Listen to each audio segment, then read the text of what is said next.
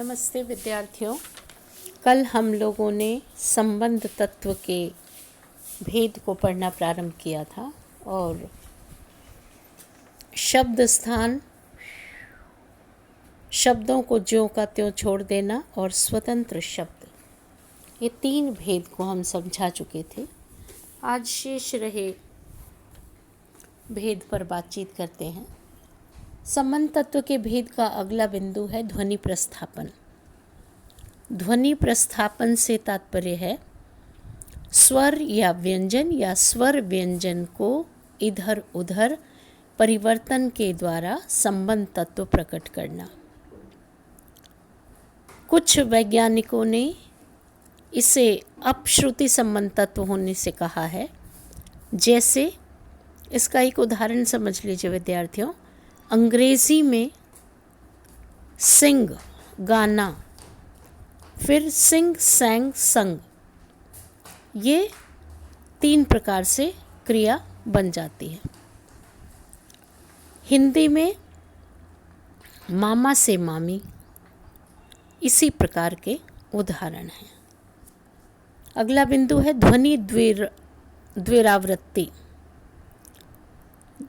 इससे तात्पर्य है कि ध्वनियों की कभी कभी आवृत्ति होने के कारण संबंध तत्व का काम लिया जा सकता है। यह मूल शब्द के आदि मध्य अंत तीनों स्थानों में पाई जाती है। तो जो लवल भाषा में अंतः द्विरावृत्ति मिलती है, इसके उदाहरण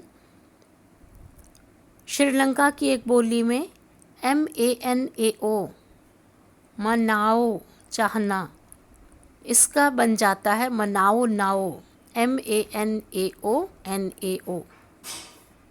अगला बिंदु है ध्वनि वियोजन।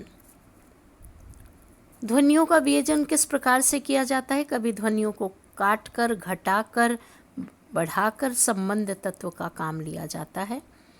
हिंदी में तो इसके ज़्यादा उदाहरण नहीं मिलते। फ्रांसीसी भाषा का एक उदाहरण है स्त्रीलिंग और पुल्लिंग के रूप में। उच्चरित रूप है SUL सूल, लिखित रूप है SOUL सूल। फिर उसके बाद पुल्लिंग जब बनता है तो उच्चरित रूप है SU और लिखित रूप में SOUL। फिर इसके बाद अगला प्रकार है आदि सर्ग पूर्व सर्ग या पूर्ववर्ती।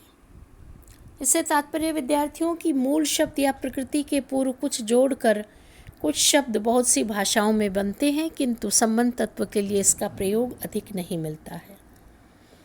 संस्कृत भूतकाल की क्रियाओं में अ आरंभ में लगाते हैं, जैसे अगछत। अफ्रीका की बंटू कुल की काफिर भाषा में यह प्रवृत्ति विशेष देखी जाती है।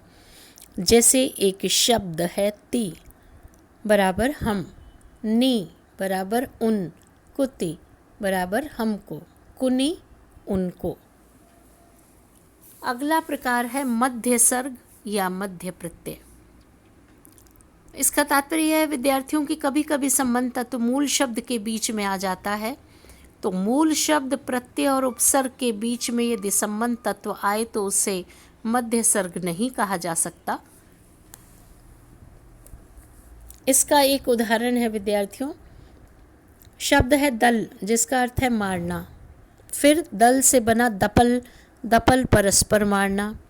इसी प्रकार एक और उदाहरण है मंझी, मंझी बराबर मुखिया, मपंझी मुखिया लोग। मैक्सिको भाषा में भी इस प्रकार के शब्दों में जोड़कर धातु को सकर्मक से अकर्मक बनाया जाता है। अगला बिंदु है अंतसर्ग विभक्ति प्रत्यय या अंत प्रत्यय। इसका प्रयोग सबसे अधिक होता है संज्ञा सर्वनाम विशेषण के क्रिया रूपों में इसका प्रयोग होता है। इसका अधिक से अधिक प्रयोग होता है, जैसे राम धन सु बराबर रामः, फल धन सु फलम। अगला बिंदु है बलाघात या सुर। बलाघात या सुर भी संबंध तत्व का काम करते हैं। सुर का उदाहरण चीनी तथा अफ्रीकी भाषाओं में मिलता है। अफ्रीका की फुल भाषा में एक उदाहरण दिया जा सकता है उनमें मिवरत, यदि एक सुर में कहा जाए तो अर्थ होगा मैं मार डालूंगा, पर यदि त का सुर उच्च होगा तो अर्थ होगा मैं नहीं मरूंगा। इसके अतिरिक्त कुछ अन्य प्रकार के संबंध तत्व मिलते हैं, पर प्रचलित जो हैं वे यही हैं। तो ध्वनि गुण, बलाघात या सुर के कारण भी संबंध तत्व का भेद दिखलाई पड़ता है। तो विद्यार्थियों, ये संबंध तत्व के भेद थे जो लगभग 10 थे। शब्द स्थान, शब्दों का ज्यों का त्यों छोड़ देना, ध्वनि प्रस्थापन, द्विरावृत्ति, स्वतंत्र शब्द, ध्वनि गुण आदि, सर्ग, मध्य, प्रत्यय, ये सब थे। तो विद्यार्थियों, ये था संबंध तत्व के भेद। धन्यवाद।